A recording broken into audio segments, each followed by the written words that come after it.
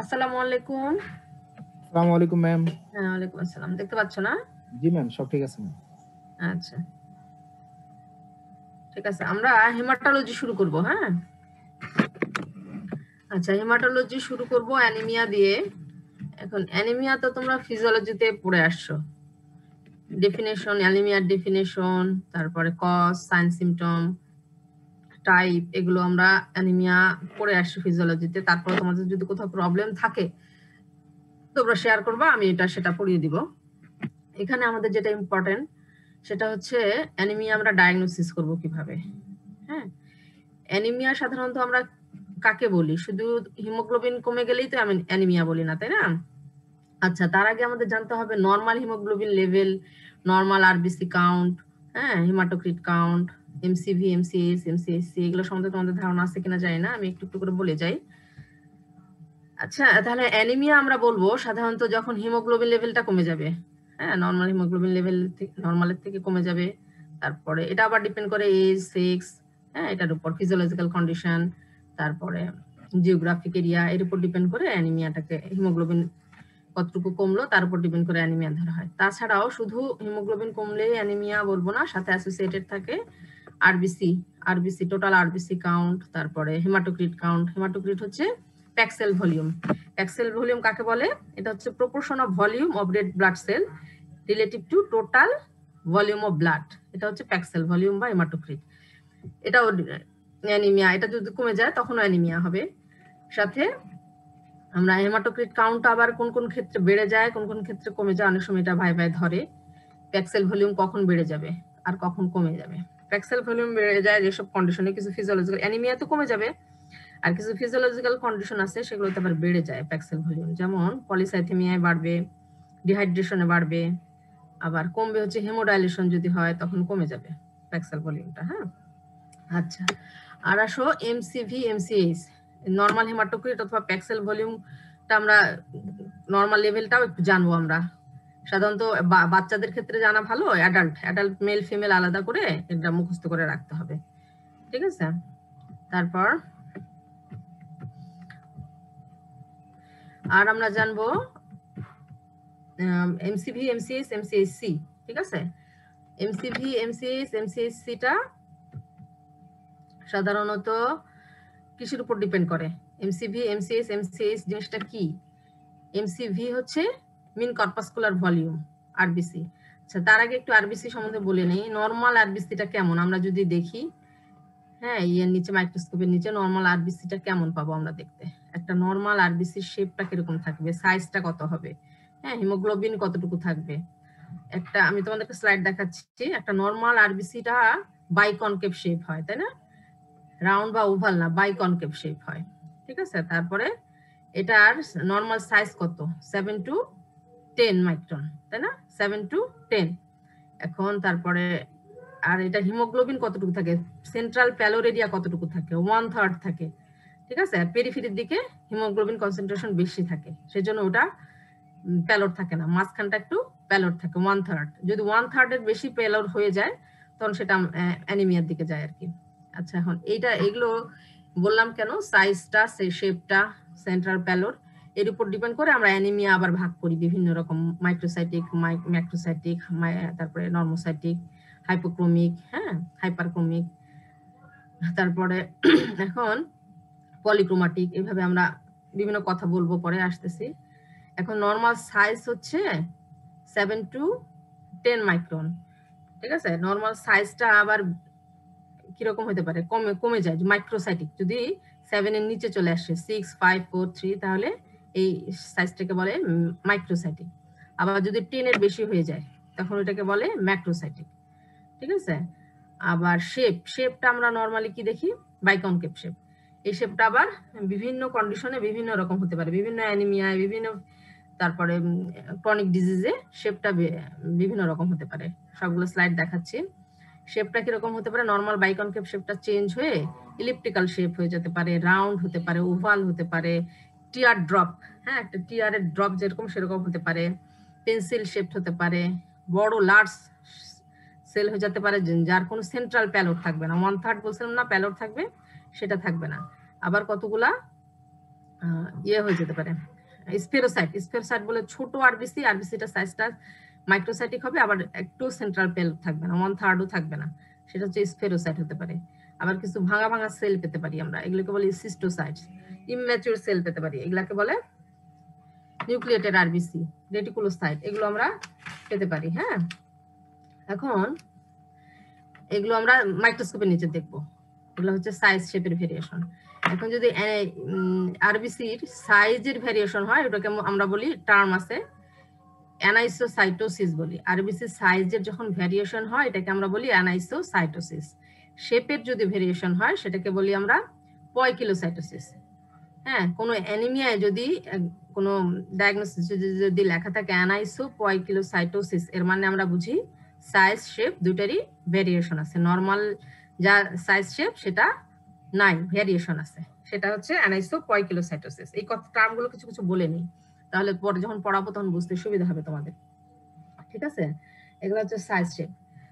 আর MCV, MCH, এমসিএসসি এর উপর depend করে আমরা কি করি। এমসিভি কাকে বলে? মিন কর্পাসকুলার ভলিউম না, এমসিভি হচ্ছে মিন কর্পাসকুলার ভলিউম, এমসিএস হচ্ছে মিন কর্পাসকুলার হিমোগ্লোবিন, আর এমসিএসসি হচ্ছে মিন কর্পাসকুলার হিমোগ্লোবিন কনসেন্ট্রেশন। এখানে এমসিভি, এমসিএস যদি কমে যায় তখন কি বলি আমরা সেটাকে? Microcytic. MCV, MCH, MCHC microcytic anaemia সাধারণত তিনটাই কম থাকে। হ্যাঁ, আর ম্যাক্রোসাইটিকের মধ্যে কি থাকে? এমসিভিটা বড় হয়ে যায়। এগুলা হচ্ছে আমরা মানে এমসিভি, এমসিএস এর উপর ডিপেন্ড করে এগুলা করি। আর আচ্ছা, এমসিএসসি যেটা মিন কর্পাসকুলার হিমোগ্লোবিন কনসেন্ট্রেশন, যেটা এটা হচ্ছে এভারেজ একটা concentration of haemoglobin in the red blood cell volume. এটা যদি কম হয়, যখনই দেখবা যে কোনো ইয়াতে কাউন্টে, টোটাল কাউন্টে বা কি বলে সিবিসিতে আমরা যদি দেখি যে এমসিএসসি কম দেখাইছে, কোন একটা রিপোর্টে যদি তোমরা দেখো, তার মানে বুঝবা আর হিমোগ্লোবিন সিনথেসিসটাই কমে গেছে। এখন সেটা কেন কমে গেছে সেটা তখন আমাদেরকে আইডেন্টিফাই করতে হবে। সাধারণত ডেফিসিয়েন্সি হলে ডেফিসিয়েন্সি ডিসঅর্ডারের মধ্যে কমে, আবার ক্রনিক কোনো ডিজিজ থাকলে, হেরিডিটারি কোনো ডিজিজ থাকলে হিমোগ্লোবিন সিনথেসিস কমে, থ্যালাসেমিয়া আমরা আসতেছি পরে। এখন তাহলে যখনই দেখবো যে এমসিএসসিটা কম, সেটা ইন্ডিকেট করে হিমোগ্লোবিন সিনথেসিসটাও কমে গেছে। হ্যাঁ, আর সাথে সাথে কি হবে? সেন্ট্রাল এরিয়ার প্যালোটা কি হবে? বেড়ে যাবে। হ্যাঁ, হাইপোক্রোমিয়া বলি, তাই না? আর কিছু কিছু ক্ষেত্রে যদি এমসিএসসিটা দেখো যে বেশি বেড়ে গেছে, হ্যাঁ, তখন কি হবে? সেন্ট্রাল পেলোডই পাবো না আমরা, একদম পুরাটাই কাভার থাকবে হিমোগ্লোবিন দিয়ে। এটাকে বলে স্পেরোসাইট। এটাও হেরিডিটারি স্পেরোসাইটোসিসে হয়। ঠিক আছে, আচ্ছা, অ্যানিমিয়া আমরা বললাম যে অ্যানিমিয়া আমরা পড়তে গেলে প্রথমেই পড়বো অ্যানিমিয়ার definition, sign, symptom, cause, type, তাই তো? আর এখন তার আগে আরবিসির আমরা সাইজ, শেপ, তারপর এমসিবি, এমসিএসসি, এমসিএস, তারপর প্যাক্সেল ভলিউম, এগুলো সম্বন্ধে জানলাম, এগুলো সম্বন্ধে জানবো। আর জানবো হচ্ছে ইএসআর। এখানে ছোট ছোট কিছু কথাগুলো আছে, এগুলো একটু জেনে নাও। ইএসআর এর ডেফিনেশন জানতে হবে। এটা হচ্ছে এস্টিমেশন মেথড জানতে হবে। আমরা আগেই পড়ছি ফিজিওলজিতে, ওয়েস্টার্কিন-উইন্ট্রপ মেথডে করা হয় ইএসআর এস্টিমেশন। নরমাল ইএসআর কত, মেল ফিমেল, হ্যাঁ, কোন মেথডে কত, তারপরে কোনটাতে কোন কোন ডিজিজে বেড়ে যায়, কোন কোন ডিজিজে কমে যায়, এগুলো তোমাদের পড়ানোর কিছু না, এগুলো তোমরা পড়ে নিবা, কারণ তোমরা এগুলা পড়ে আসছো। ইএসআর, হ্যাঁ, ইএসআর কোন কোন কন্ডিশনে বেড়ে যায়, কোন কোন কন্ডিশনে কমে যায়, এগুলো কিন্তু ধরে, ভাইবা বোর্ডে ধরবে, এবং মেথড অফ এস্টিমেশন এটাও ধরবে। ঠিক আছে, এগুলা হচ্ছে তোমরা পড়বা ইএসআর এর। তাহলে এই ছোট ছোট জিনিসগুলো পড়ে নিবা, যেগুলা বললাম, এগুলা অবশ্যই অবশ্যই নরমাল ভ্যালু, তারপরে মেথড অফ এস্টিমেশন এবং ডেফিনেশন প্রত্যেকটা পড়বা। এমসিভি, এমসিএস, এমসিএসসি, পিসিভি, হিমোগ্লোবিন আর হচ্ছে ইএসআর, প্রত্যেকটারই নরমাল ভ্যালু, ডেফিনেশন এবং মেল ফিমেল কোনটার কত সেটা পড়বা। আচ্ছা, আর একটা জিনিস, সেটা হচ্ছে পিবিএফ। হ্যাঁ, আমরা পিবিএফ, যেটা আমরা পেরিফেরাল ব্লাড ফিল্ম বলে, পিবিএফ, পেরিফেরাল ব্লাড ফিল্ম, এটা আমরা কোন ক্ষেত্রে এস্টিমেশন করি, কখন করি? পিবিএফ কখন করি? কখন অ্যাডভাইস করে একজন clinician PBF?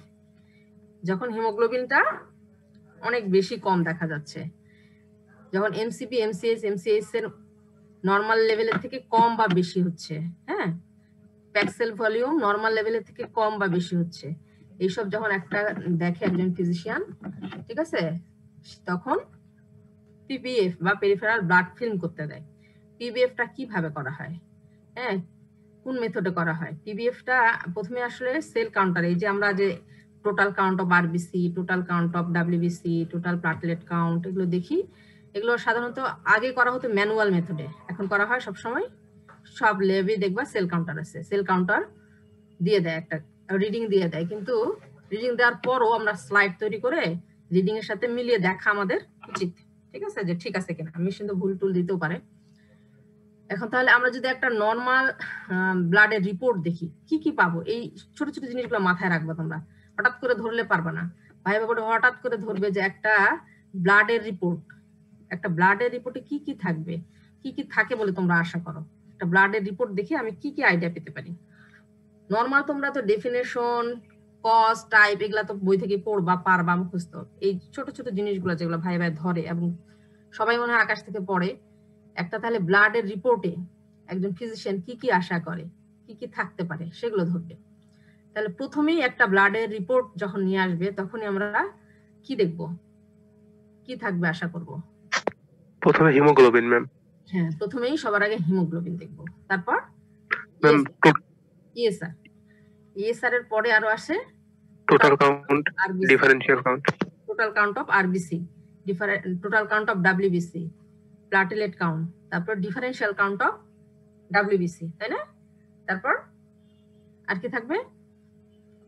Level of MCV, MCH, এমসিএসসি, হ্যাঁ, প্যাক্সেল ভলিউম, হ্যাঁ, আরডিডব্লিউ, এগুলো সব থাকবে। এটা হচ্ছে ইয়ার একটা ব্লাডের রিপোর্ট। এখন এখানে যখন দেখবো আমরা হিমোগ্লোবিন লেভেলটা অনেক কম এমসিভি, এমসিএস এর মধ্যে ভ্যারিয়েশন, তখন একটা ফিজিশিয়ান পিবিএফ করতে দেবে। কেন পিবিএফ করতে দিল? এখানে তো আমরা সবই দেখলাম, এমসিবি, এমসিএস, এমসিএসসি সবই দেখলাম। তারপর কি দরকার ছিল পিবিএফ করতে দেওয়ার? পিবিএফ অ্যাবনরমালিটি ম্যাম, সেলুলার যে অ্যাবনরমালিটি, সেটা আমরা দেখব। পিবিএফ আমরা কি কি দেখি, একটা পিবিএফ কিভাবে করা হয়? একটা পেশেন্ট থেকে ব্লাড নিলাম, নিয়ে কোথায় নিব? একটা ধরে কিন্তু ভাই ভাই, তোমরা কখনো দেখছো কিনা এই জন্য ধরে জিজ্ঞাসা করে। একটা গ্লাস স্লাইডে নেই না, গ্লাস স্লাইডে নেই তো, ব্লাডটা নিয়ে স্মিয়ার তৈরি করি। স্মিয়ারটা কিভাবে হয় ওটা কিন্তু তোমরা দেখবা অবশ্যই ল্যাবে। এবং কি স্টেইন করা হয়, সাধারণত কি স্টেইন করা হয়? লিশম্যান স্টেইন, জিমশা স্টেইন, এই স্টেইন গুলো করা হয়। তো স্মিয়ারটা কিরকম করে তৈরি করা হয়? স্মিয়ারটা এমন ভাবে তৈরি করা হয় যেন ওটা একটা হেড, একটা বডি, একটা টেইল থাকে, ঠিক আছে? স্মিয়ারটা তোমরা অবশ্যই ল্যাবে গিয়ে দেখবা। স্মিয়ারটা যখন করবে ওটা একটা হেড, একটা বডি, একটা টেইল থাকে।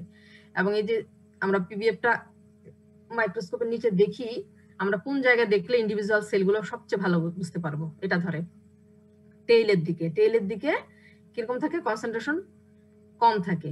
হেডের দিকে একদম ঘন থাকে, ঠিক থাকে স্মিয়ারটা।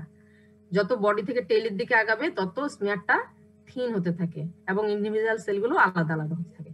একদম টেইলে আলাদা আলাদা একটা একটা সেল আমরা সুন্দর বুঝতে পারি, ঠিক আছে? তাহলে তোমাদেরকে যদি বলে পিবিএফ কোথায় ভালো বোঝা যাবে, বলবা টেইলে। স্টেন কি করি বললাম? লিশম্যান স্টেন, জিমশা স্টেন। আচ্ছা, এখন পিবিএফ এর মধ্যে আমরা কি দেখব, কি কি দেখি?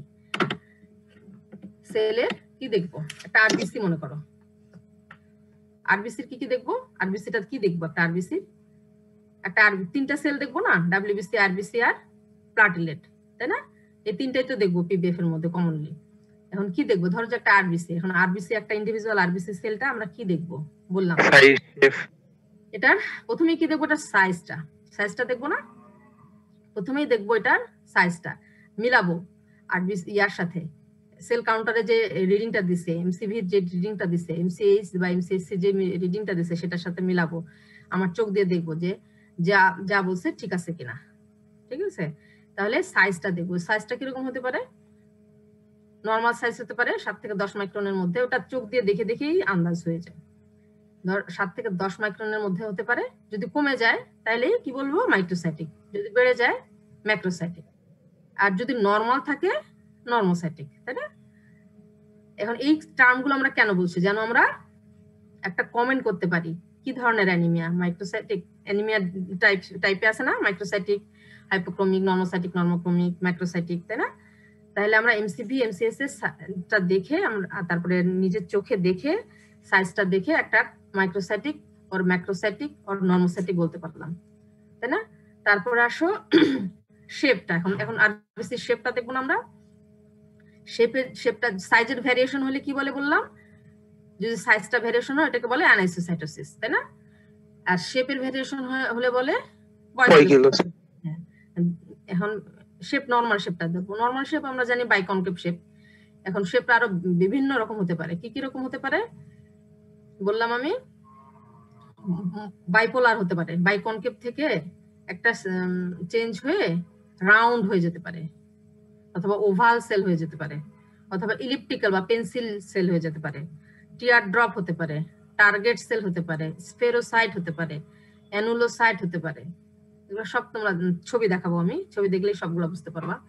তারপরে সিস্টোসাইট হতে পারে। সিস্টোসাইট মানে ভাঙা সেল, টুকরা সেল, হ্যাঁ, এরকম মানে একটা আরবিসি ভেঙে টুকরা টুকরা হয়ে গেছে। এবং তারপরে আর কি হতে পারে, এই শেপগুলো বা নরমাল থাকে, এগুলো একটাও হয়নি, নরমাল আছে, সেটা হচ্ছে নরমাল। তাহলে নরমাল শেপ। পয়ক্লোসাইটোসিস তখন আর আমরা বলবো না।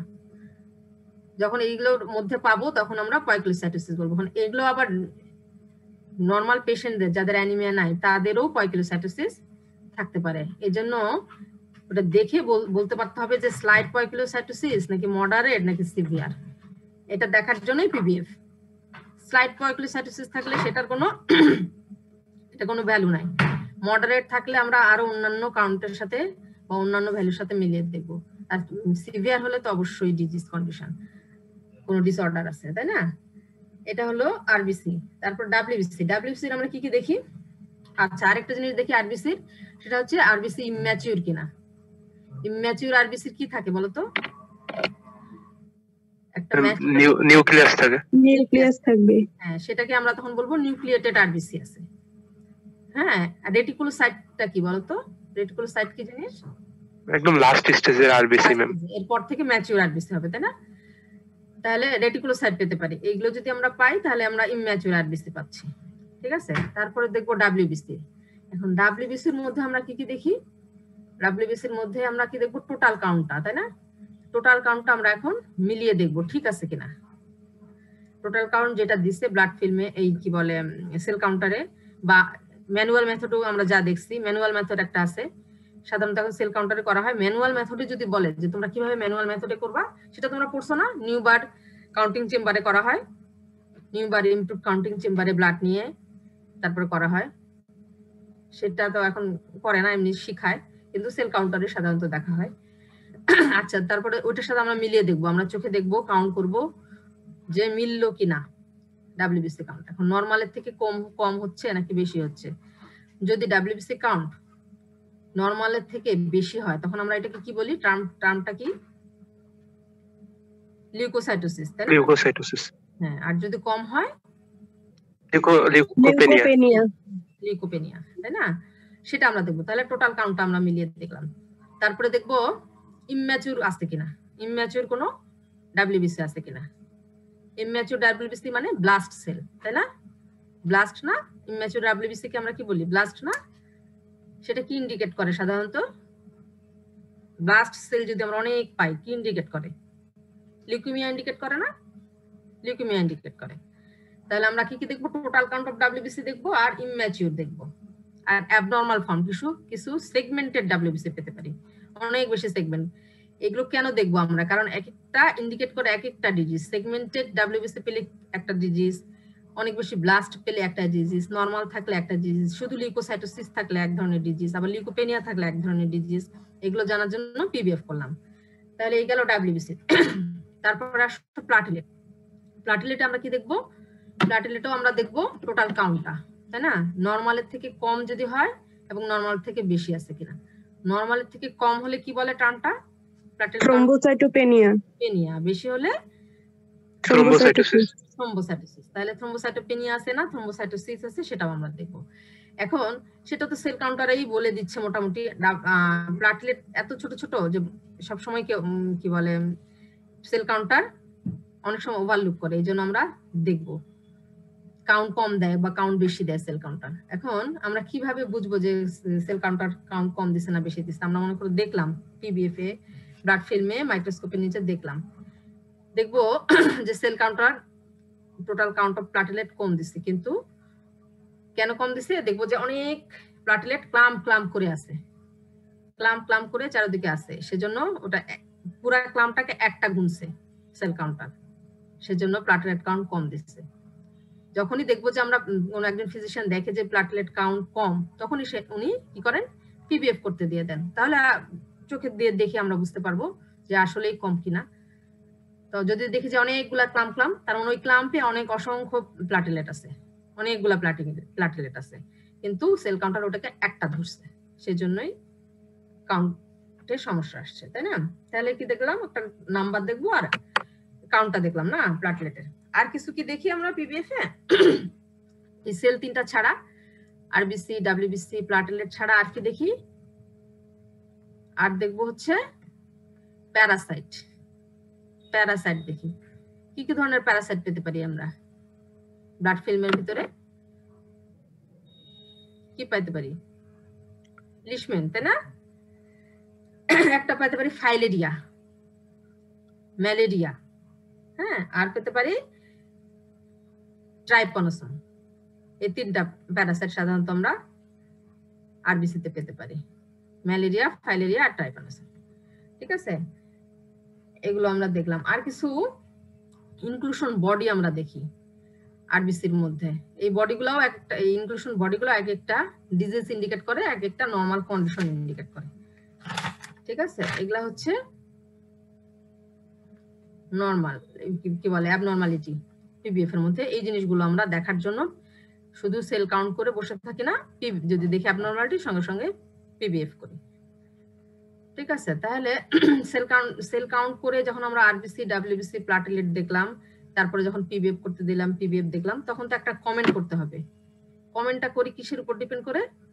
এই যে এত কিছু দেখলাম তার উপর ডিপেন্ড করে, তাই না? এমসিভি, এমসিএইচ দেখলাম, সাইজ শেপ দেখলাম, টোটাল কাউন্ট কম বেশি দেখলাম, প্লাটেলেট কাউন্ট কম বেশি দেখলাম, ডিফারেন্সিয়াল কাউন্ট কম বেশি দেখলাম।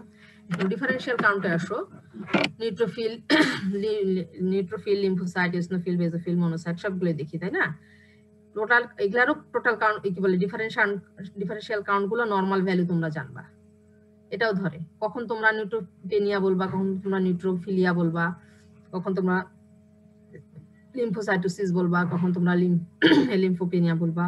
এসবগুলো বলার জন্য টোটাল কাউন্ট, কি বলে, ডিফারেন্সিয়াল কাউন্ট তোমাদেরকে জানতে হবে। হঠাৎ করে কোনো পেশেন্ট তোমরা গ্রামে গেলা বা তোমাদের বাড়িতে গেলা, দেখালো রিপোর্টটা সাথে, এখন বেশিরভাগ রিপোর্টের সাথে নরমাল ভ্যালু লেখা থাকে। যদি লেখা না থাকে, তোমাকে যদি জিজ্ঞাসা করে, তোমাকে বলতে পারতে হবে, না বলতে পারলে তোমার একটা ব্যাড ইমপ্রেশন হবে। সেজন্য সবগুলো কাউন্ট মোটামুটি একটু জানতে হবে, ডিফারেন্সিয়াল কাউন্ট, নরমাল ভ্যালু। ঠিক আছে, তাহলে এই হলো ছোট ছোট জিনিস যেগুলো আমরা অ্যানিমিয়া জানার জন্য, পড়ার জন্য, বোঝার জন্য আগে থেকে জেনে নেব। এখন তোমাদের মেন যেটা এখানে জানতে হবে, এই যে অ্যাবনরমাল সেলের সাইজ শেপ গুলা বললাম, ওগুলা ছবিগুলো দেখালে তোমরা ওগুলো সব বলতে পারবে। আচ্ছা, আর একটা জিনিস, যেটা অ্যানিমিয়া, একটা পেশেন্ট, অ্যানিমিয়া কি? অ্যানিমিয়া তো কোনো ডিজিজ না, তাই না? এটা একটা কন্ডিশন, হ্যাঁ, যেটা ইন্ডিকেট করে ডিফারেন্ট ডিজিজ অর ডিসঅর্ডার, তাই না? এখন এই অ্যানিমিয়া তোমার কিভাবে ডায়াগনোসিস করবা? একটা পেশেন্ট মনে করো আসলো তোমার কাছে, সে তো তোমাকে আর বলবে না যে আমার রক্ত শূন্যতা আছে বা অ্যানিমিয়া আছে। একজন, যখন তোমরা ওয়ার্ডে যাবা, একজন পেশেন্ট আসলো তোমার কাছে, কি বললে তুমি তার অ্যানিমিয়া করার, ব্লাড সেল করতে দিবা, হিমোগ্লোবিন কাউন্ট করতে দিবা, পিবিএফ করতে দিবা বা টোটাল কাউন্ট করতে দিবা? পেশেন্ট কি বলবে? একজন পেশেন্ট কি হিস্ট্রি নিয়ে আসবে? একটা অ্যানিমিয়া ডায়াগনোসিস, উইক লাগবে বলবে, মাথা ঘোরা। হ্যাঁ, একটা অ্যানিমিয়া ডায়াগনোসিস করার জন্য প্রথমেই পেশেন্টের হিস্ট্রি নিতে হবে না আমাদের? প্রথমে সে কি বলবে তাহলে? প্রথমেই সে বলবে যে উইক লাগে, দুর্বল, শরীর দুর্বল লাগে, বলবে না? শরীর দুর্বল লাগে, মাথা ঘোরায়, এই দুইটা কথা বলবে। যখন এগুলো বলবে, তখন আমরা কি করব? তখন সাথে সাথে পেশেন্টকে কি করব? দেখবো আগে ম্যাম আমরা। কোথায় দেখবো? কি দেখবো ম্যাম? হচ্ছে লোয়ার পালপেব্রাল কনজাংটিভা দেখবো, না প্যালোর দেখবো, তাই না? প্যালোর কোথায় কোথায় দেখবো? লোয়ার পালপেব্রাল কনজাংটিভা, তারপর upper surface of the tongue, palm of the hand, sole of the foot, আর overall skin as a whole. হ্যাঁ, আর নেইল বেডও দেখতে পারি, তাই না? হ্যাঁ, নেইল বেড, জি ম্যাম। হ্যাঁ, নেইল বেডে দেখতে পারি। এই হলো সাইট। তাহলে পেশেন্টের এই দুইটা কথার উপর ডিপেন্ড করে আমরা এগুলো দেখে ফেললাম, তাই না? এখন এগুলো দেখার সাথে সাথে আমরা কি আর কিছু বুঝতে পারবো সাথে সাথে? এই যে দেখলাম এই প্যালোরিটি, দেখলাম যে তার ধরো যে অ্যানিমিয়া আছে, দেখলাম যে প্যালোর, সাথে সাথে কি আর কিছু বোঝা যায়? এই যে সাইডগুলো দেখলা, এগুলা তার কিছু বোঝা যায়? মোটামুটি মাইল্ড মডারেট সিভিয়ার একটা ধারণা পাওয়া যায়। হ্যাঁ, মাইল্ড মডারেট সিভিয়ার একটা ধারণা পাওয়া যায়। আর সাথে আমরা আরেকটু ধারণা পেতে পারি যে তার সেল, ব্লাড সেল আরবিসি ভাঙছে কিনা। আরবিসি যদি ভাঙে, কি দেখে আমরা বুঝবো? জন্ডিস হবে ম্যাম। তার কি থাকবে? জন্ডিস, তাই না? জন্ডিস থাকবে না? থাকবে ম্যাম। হ্যাঁ, সঙ্গে সঙ্গে আমরা দেখবো যে তার কি দেখবো? বিলিরুবিন লেভেলটা বেশি বেশি আছে, এটা তো আর আমরা বুঝবো না। আমরা দেখবো তখন তার জন্ডিস কোথায় কোথায় দেখা হয়?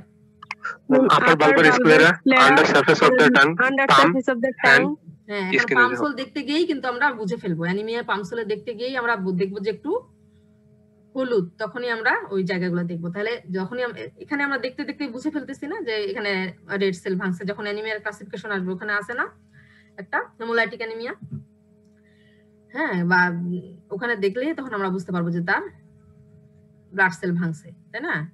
এই যে দেখলাম ব্লাড সেল ভাঙছে, বিলিরুবিন দেখলাম। এখন এই পেশেন্টের যদি আমরা পিবিএফ করতে দেই, তাহলে আমরা কি পাবো, কি দেখবো? ভাঙা সেল পাবো না, সিস্টোসাইট পাবো না, বললাম যেটা, হ্যাঁ, এটার সাথে মিলাবো। এই জন্য ওই পেশেন্টের ইয়ার সাথে মিলাবো। এই যে এই কথাগুলো আমার বলার উদ্দেশ্য হচ্ছে, পেশেন্টটাকে একজন ফিজিশিয়ান দেখে, একজন প্যাথোলজিস্ট কিন্তু আমি, ধরো যে আমি কিন্তু পেশেন্টটা দেখি না, তাই না? এগুলা বলার উদ্দেশ্য আছে, আমি বলতেছি তোমাদেরকে। পেশেন্টটা একজন ফিজিওলজি মানে ক্লিনিশিয়ান দেখে, একজন প্যাথোলজিস্ট কিন্তু দেখে না। শুধু অর্ডারটা দেখে যে উনি কি করতে বলছেন। হ্যাঁ, উনি সেল কাউন্ট করতে বলছে, পিবিএফ করতে বলছে, তাই না? সেই অনুযায়ী করে।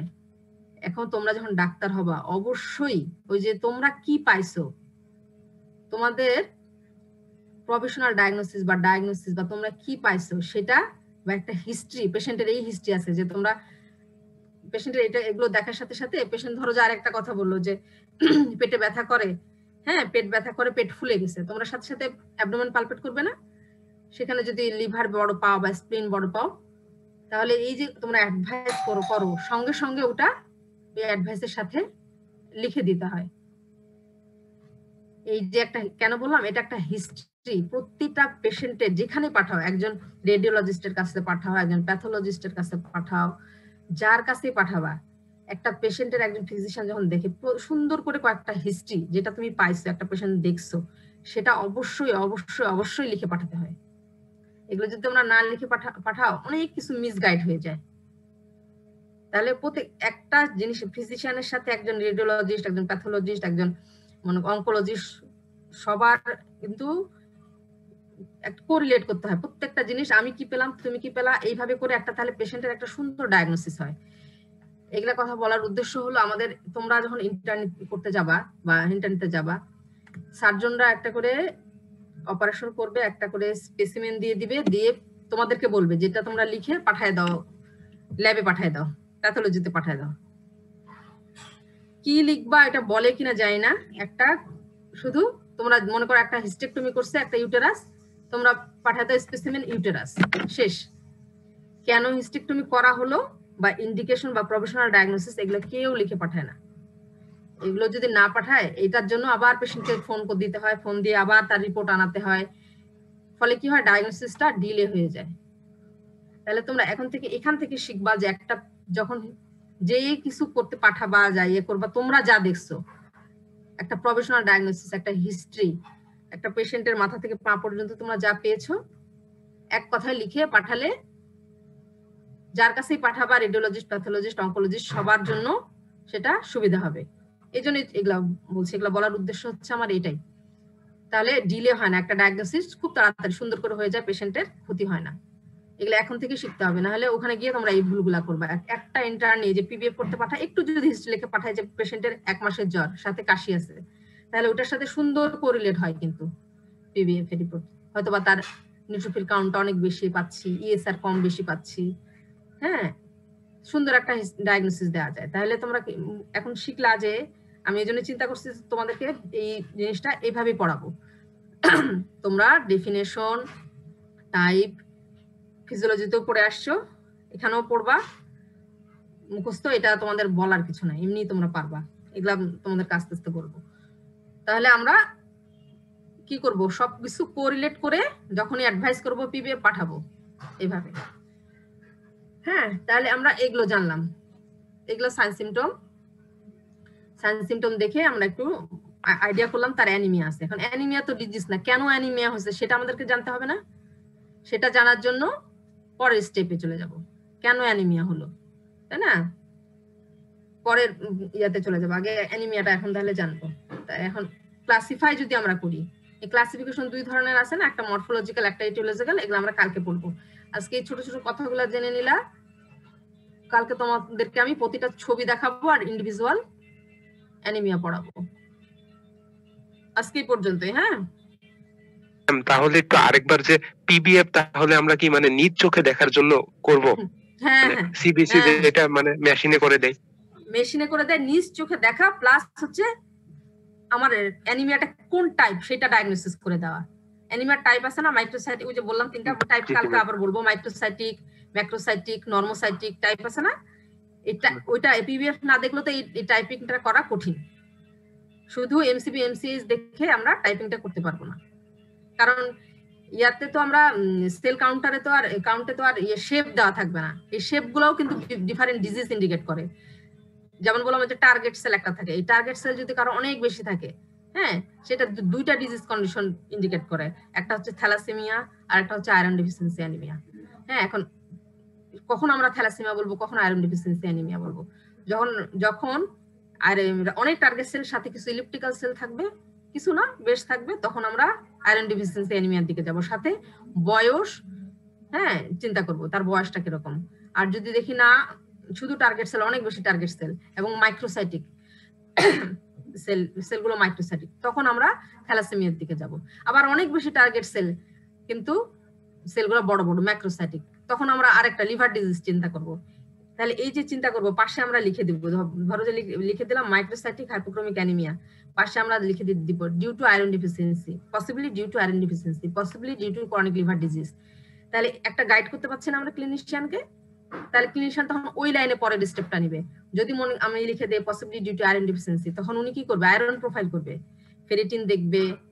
আর যদি আমি লিখে দিয়ে দেই যে পসিবলি ডিউ টু হেমোগ্লোবিনোপ্যাথি হচ্ছে থ্যালাসেমিয়ার দিকে যায় আর কি, তখন উনি কি করবে, হিমোগ্লোবিন ইলেকট্রোফোরেসিস করবে, তাহলে পরের স্টেপে চলে যাবে। তাহলে এই যে পিবিএফটা হচ্ছে একটা গাইড করা ক্লিনিশিয়ানকে যে এই অ্যানিমিয়ার আন্ডারলাইং কোন ডিসঅর্ডার আছে, কোন ডিজিজের জন্য এই অ্যানিমিয়াটা হয়েছে, এজন্য অবশ্যই পিবিএফ করতে হবে, শুধু সিবিসি দিয়ে হবে না।